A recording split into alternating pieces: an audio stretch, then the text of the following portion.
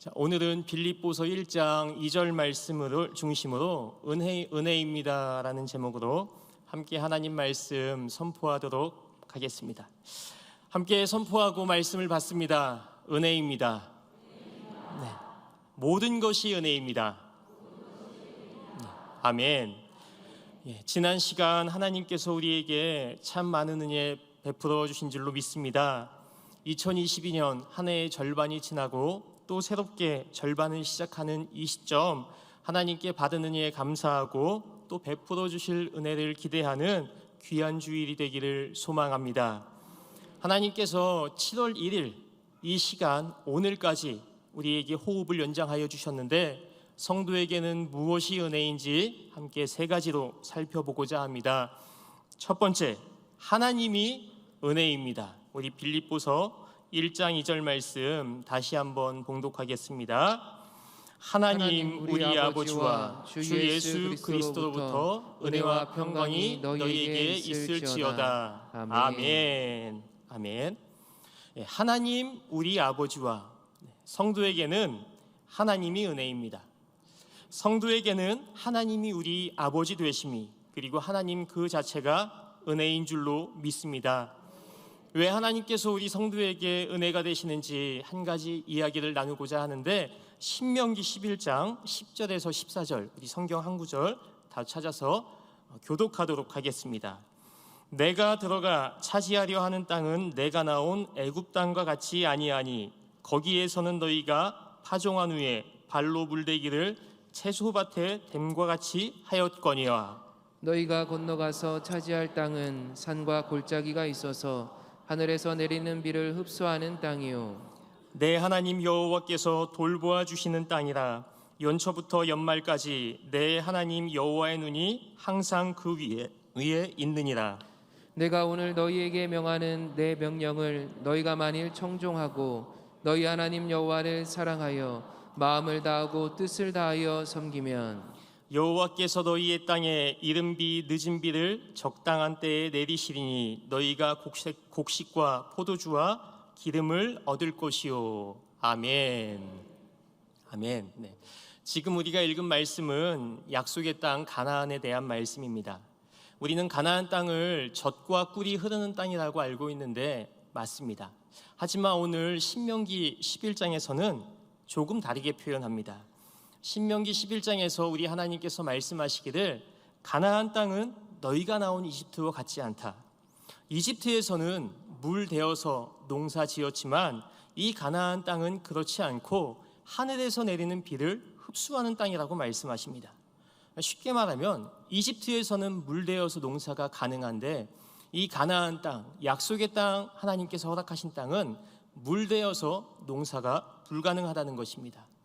여러분 혹시 농사 지어 보셨습니까?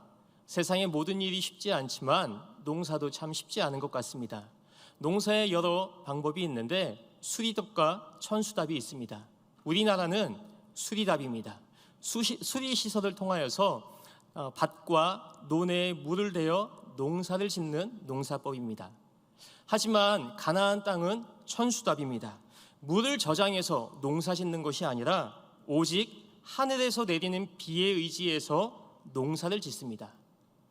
조금 의아하지 않습니까? 한번 생각해 보십시오. 하나님께서 허락하신 약속의 땅, 젖과 꿀이 흐르는 가나안 땅이라면 땅만 파면은 물이 퐁퐁퐁 솟아나야 하지 않겠습니까? 심으면 100배의 소출이 있어야 하지 않겠습니까? 그런데 하나님께서 허락하신 약속의 땅 가나안은 땅을 파도 물이 나오지 않고요, 심지어는 중동임에도 불구하고 유전도 없습니다.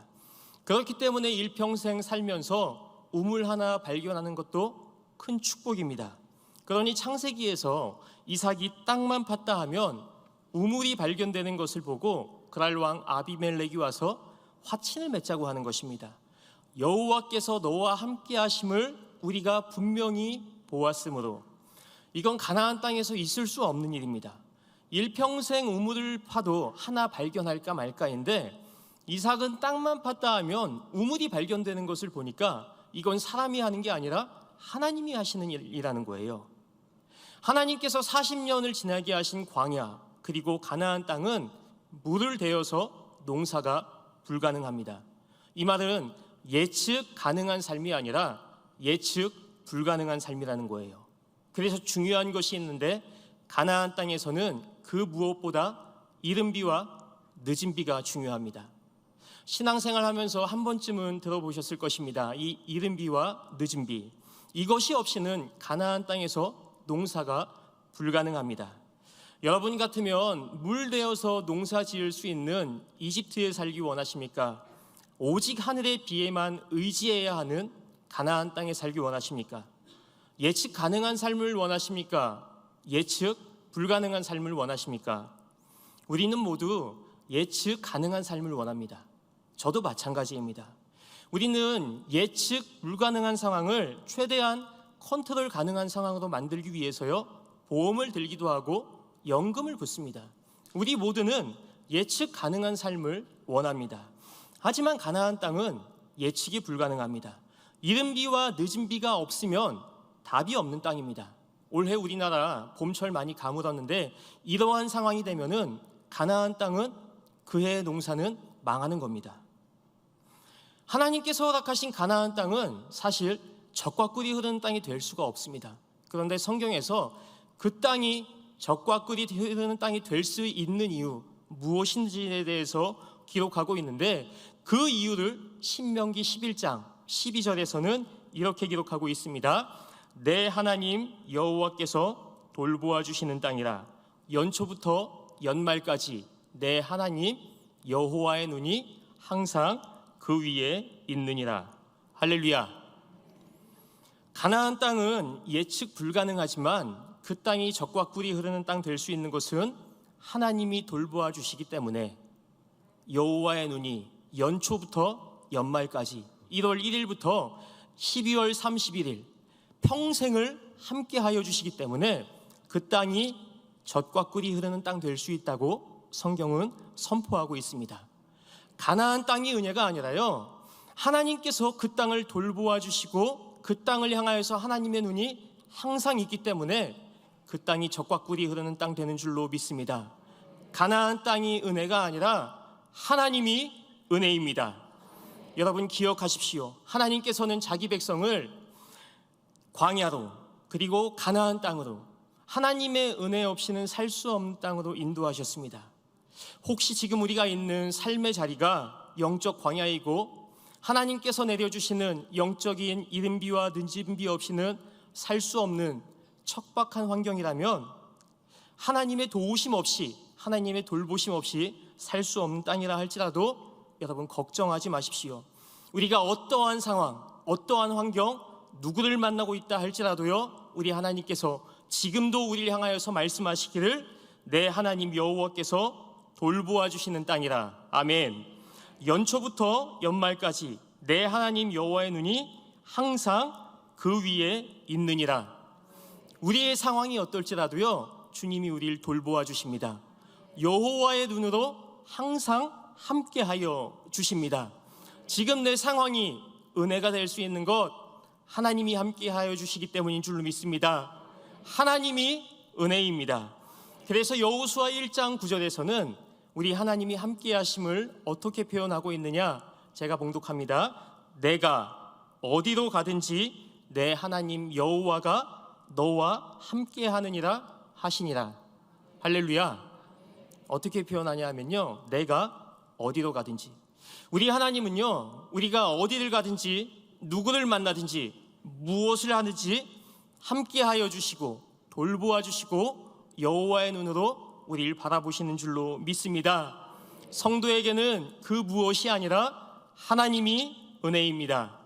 놀라운 것은 성경은 이 하나님이 우리 아버지 되신다고 표현합니다. 하나님, 우리 아버지와, 할렐루야, 하나님은 아저씨가 아니라 아버지 되십니다. 아저씨는 여러분과 관계가 없지만 아버지는 일촌이에요. 하나님이 우리와 일촌입니다. 우리는 한 치 앞을 내다보기 위해서, 한 수 앞을 내다보기 위해서 힘쓰고 애쓰지만 시간의 창조자가 되시고 알파와 오메가가 되시며 처음과 나중이 되시는 여호와 하나님, 그 하나님이 우리 아버지 되어 주시어서요, 우리 한 수뿐 아니라 우리를 영원토록 돌보아 주시고 여호와의 눈으로 지켜보시는 줄로 믿습니다. 하나님의 때에 반드시 우리 삶의 모든 것이 아름답게 변화될 줄로 믿습니다. 하나님이 은혜입니다. 이 능력의 하나님이 우리의 아버지가 되어 주시어서 반드시 우리 삶에 영적인 이른비와 늦은비 부어주시기를 축복합니다. 승리하게 하실 것입니다. 이제 7월 첫 주를 맞이하는데 한 해의 새로운 절반을 시작하면서 바라기는 척박한 삶의 자리에 있는 자에게는 하나님의 은혜가 필요한 그 자리에서 물질의 이른비와 늦은비 내려주시기를 축복합니다. 관계에 어려움이 있는 자에게는 하나님의 은혜가 필요한 그 자리에서 만남의 이른비와 늦은비 부어주시기를 축복합니다. 내적 갈등이 있는 자에게는 생각의 이른비와 늦은비 부어주시기를 소망합니다. 영적으로 육적으로 쇠약한 자에게는 범사에 잘되는 영혼이 잘된 같이 범사가 잘되는 영적인 이른비와 늦은비 부어주시기를 소망합니다. 지금 있는 그 자리 그 상황에서 우리 하나님이 함께하여 주십니다. 하나님이 은혜입니다. 한 해의 절반을 지나고 새롭게 맞이하는 이 주일 하나님께서 우리 모두에게 하늘의 신령한 복과 땅의 기름진 복으로 함께하여 주시어서 새 한 해의 절반을 또 새롭게 시작하는 우리 모두에게 새 은혜가 넘치기를 주님의 이름으로 축원합니다. 하나님이 은혜입니다. 두 번째, 주 예수 그리스도가 은혜입니다. 우리 빌립보서 1장 2절 말씀 다시 한번 봉독하겠습니다. 함께 합독합니다. 시작. 하나님 우리 아버지와 주 예수 그리스도로부터 은혜와 평강이 너희에게 있을지어다. 아멘. 아멘. 우리 함께 선포하겠습니다. 주 예수 그리스도가 은혜입니다. 아멘. 우리는 예수님을 믿는 것이 은혜입니다. 예수님이 우리의 구원자 되심이 은혜입니다. 예수님 그분 자체가 은혜입니다.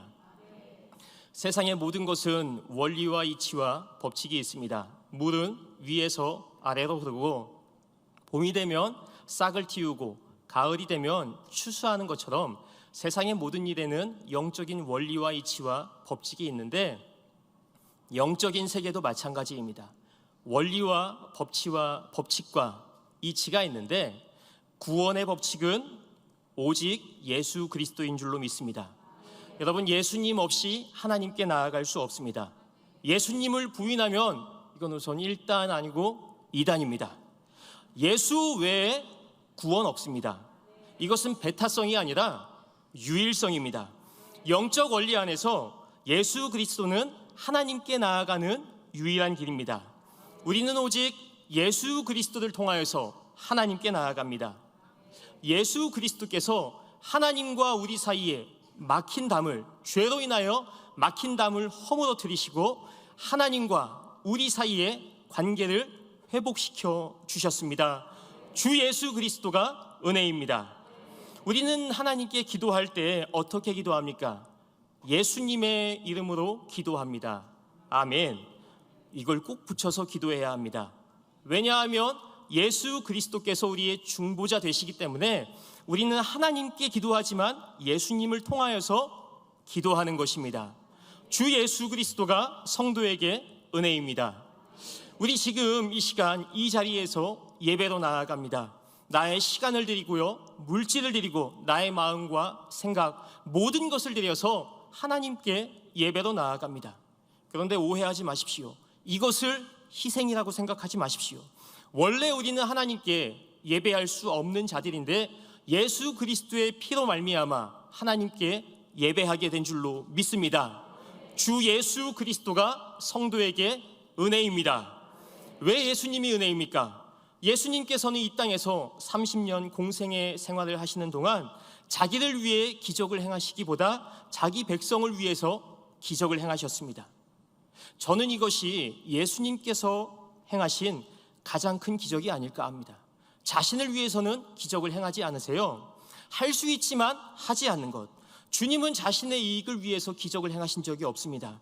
십자가상에서 단 한 번의 명령을 통하여서 천군 천사를 통하여 로마 병정을 모두 멸하여 버릴 수 있었지만 그대로 십자가에 죽으시어서 우리에게 새 생명을 주신 줄로 믿습니다.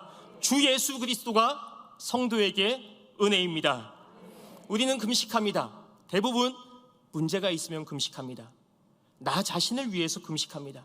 그러나 우리 주님은 자신을 위해서 금식하시기보다 하나님의 뜻을 이루기 위하여 금식하셨습니다. 그 하나님의 뜻은 자기 백성의 구원입니다. 우리 예수님께서는 자기 백성을 위하여서 금식하셨습니다. 우리는 남을 위해서 금식하기는커녕 살기 위해 먹습니다. 이것이 가끔 살기 위해 먹는 것인지 먹기 위해 사는 것인지 알 수 없을 때도 있습니다.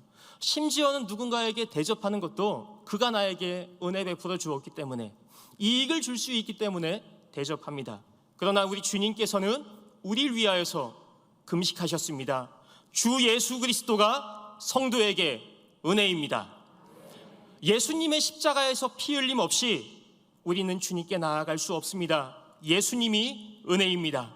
그래서 이사야서는 이렇게 기록합니다. 그가 찔림은 우리의 허물 때문이요 그가 상함은 우리의 죄악 때문이라. 그가 징계를 받음으로 우리가 평화를 누리고 그가 채찍에 맞음으로 우리가 나음을 받았도다. 아멘. 여러분 기억하십시오. 예수님 없이 성도 없습니다. 예수님 없이 교회 없습니다. 예수님 없이 예배 없습니다. 성도가 일평생을 살면서 잊지 말아야 할 것, 주 예수 그리스도의 은혜 잊지 말아야 할 줄로 믿습니다. 우리의 기도의 근거도 오직 예수 그리스도입니다. 예수님이 우리 신앙의 시작이요 우리 신앙의 마지막이며 신앙의 전부가 되십니다. 소망하기는 주 예수 그리스도로 말미암아 은혜와 평강이 풍성히 누려지는 이 주일 되시기를 주님의 이름으로 축원합니다. 주 예수 그리스도가 은혜입니다. 세 번째, 모든 것이 은혜입니다. 우리 빌립보서 1장 2절 말씀 다시 한번 마음에 새기며 함께 합독하겠습니다. 시작. 하나님 우리 아버지와 주 예수 그리스도로부터 은혜와 평강이 너희에게 있을지어다. 아멘.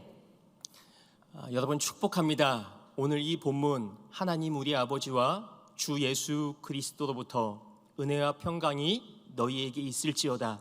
이 약속의 말씀이 우리 모두의 삶의 가정의 일터에 그대로 이루어지기를 주님의 이름으로 축원합니다.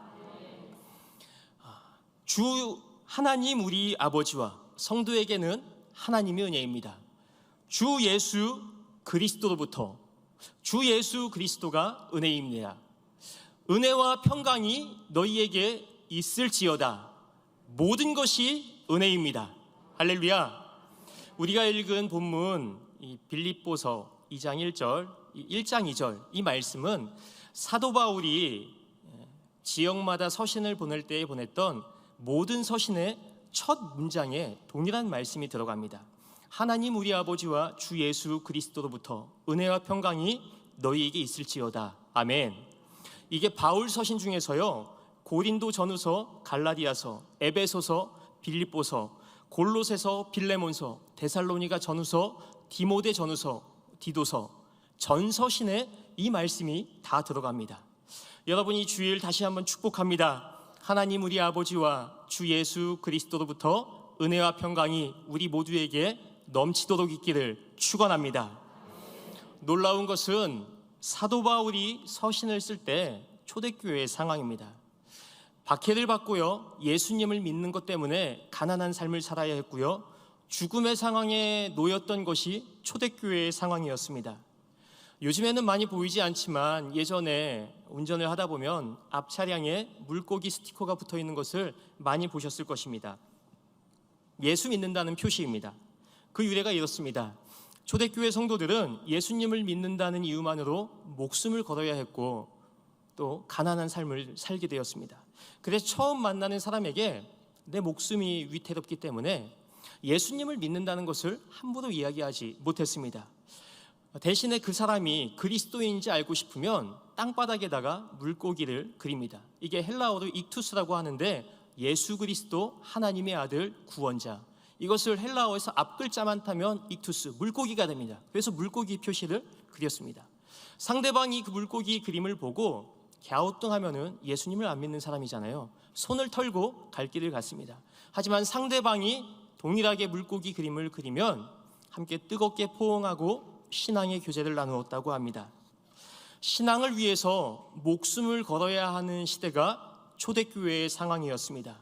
그런 초대교회 성도들을 향하여서 사도 바울 선포하기를 하나님 우리 아버지와 주 예수 그리스도로부터 은혜와 평강이 너희에게 있을지어다, 이렇게 선포합니다. 여러분, 무엇이 은혜입니까? 죽음의 위기에 있는 자들이고요, 예수 믿는 것으로 인하여서 가난한 삶을 살게 되었습니다. 평생을 토굴 속에 살아야 했던 이들도 있었습니다. 콜로세움에서 생명을 내어 바쳤던 자들도 있었습니다. 은혜와 평강이 있을 수 없는 상황입니다. 하지만 사도 바울은 확신하는 것입니다. 하나님 우리 아버지와 주 예수 그리스도 안에 있는 자들에게는 모든 것이 은혜이며 심지어 환난도 핍박도 은혜임을 고백합니다. 하나님이 은혜이고요, 주 예수 그리스도가 은혜이기 때문에 예수 안에 있는 자들에게는 모든 것이 은혜임을 사도 바울은 선포합니다. 할렐루야. 여러분, 이 사실을 기억하십시오. 우리가 예수 안에 있으면 모든 것이 재해석됩니다. 그리스도 안에 있으면 이전 것은 지났으니 보라 새 것이 되었다고 성경이 증언하고 있습니다. 그렇기 때문에 우리가 예수 그리스도 안에 있으면, 예수로 충만하면, 영안이 열리게 되면요, 예수 그리스도 안에서 내 삶의 모든 것이 재해석되는 줄로 믿습니다. 우리가 예수 안에 있으면요, 무명한 자 같으나 하나님 아버지 앞에서는 유명한 자인 줄로 믿습니다. 예수 안에 있으면 죽은 자 같으나 살아있는 자입니다. 예수 안에 있으면 아무것도 없는 것 같으나 모든 것을 소유한 자입니다. 예수 안에 있으면 근심하는 것 같으나 알 수 없는 기쁨과 평안이 그 안에 솟아나게 됩니다. 예수 안에 있으면요, 가난한 것 같은데 다른 사람을 부유하게 합니다. 예수 안에 있으면 죽음의 위기 가운데에서도요, 육체의 질고와 고통 가운데서도요, 두려움을 넘어서게 되는 줄로 믿습니다. 예수 안에서 영원한 생명을 소유했기 때문에 두려움을 넘어서고 예수 안에 있으면 모든 것이 재해석되는 줄로 믿습니다. 할렐루야. 심지어 예수 그리스도 안에 있으면 먹고 마시는 삶의 목적도 달라집니다. 우리는 살기 위해서 먹고 마시는데요, 예수 그리스도 안에 있으면 내가 먹든지 마시든지 하나님의 영광을 위해 살아가게 되는 줄로 믿습니다.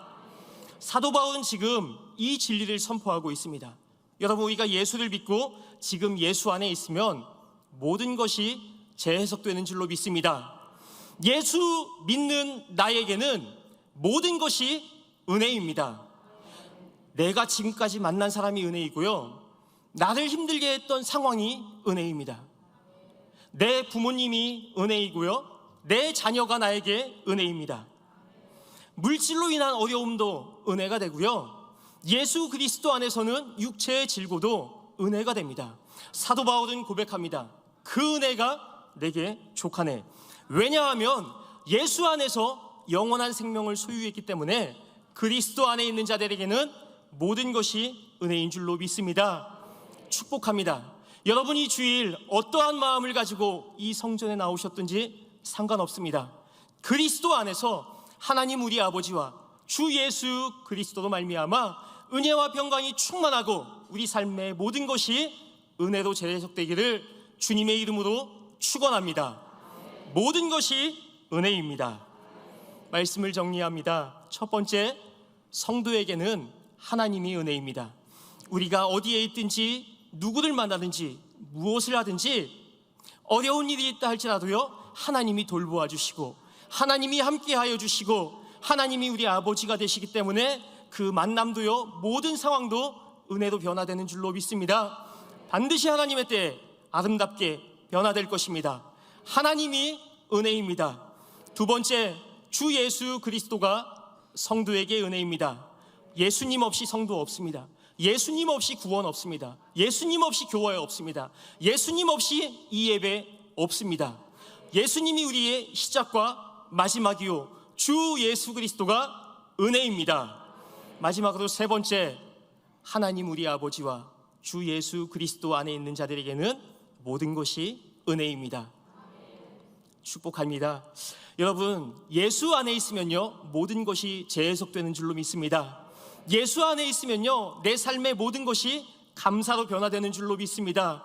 여러분, 감사가 안 되면요 감사하려고 애쓰기보다 하나님 내 안에 말라비틀어진 은혜가 회복되게 하여 주옵소서.